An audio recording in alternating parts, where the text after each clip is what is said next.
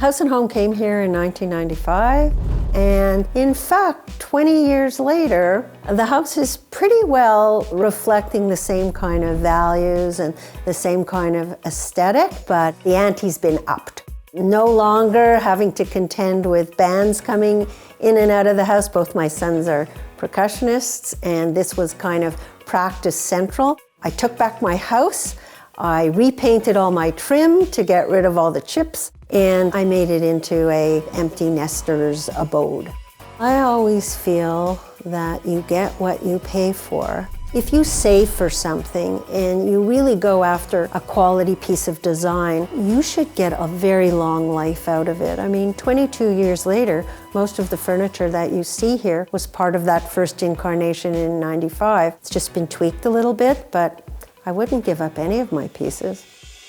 For this update reno that we did, it was just adding to a basic construct. I mean, the kitchen had to be redone. We took out the back wall of our kitchen, put in a very large segmented window in the dining area, and then moved to a door and a side light in the kitchen. And the transfer of light in the house has improved, I would say, by about 50%, which was always something that I hoped I would be able to do.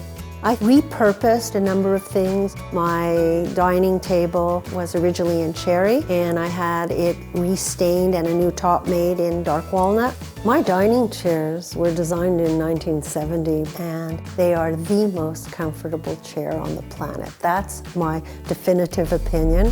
My chest in my living room, which was cherry, has been refinished to a pewter color. My sofa received new slip covers. I think my favorite room is my living room at the moment. The comfort of the furniture in here, I kind of alternate between my club chair and my 3-seater and my 2-seater, and I put my feet up on the coffee table if I have to.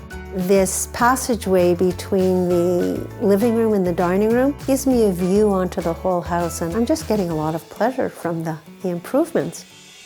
Our basement we use as a study, really. We only have one television in the house, and that's the location of it. We have comfortable seating, we have additional bookshelves. There's still a space in the back of the basement that's been carved out for practicing and some rehearsals that might take place here. But it's really a lounge area. The basement, where before it was the kids' domain, has become kind of an adult lounge area.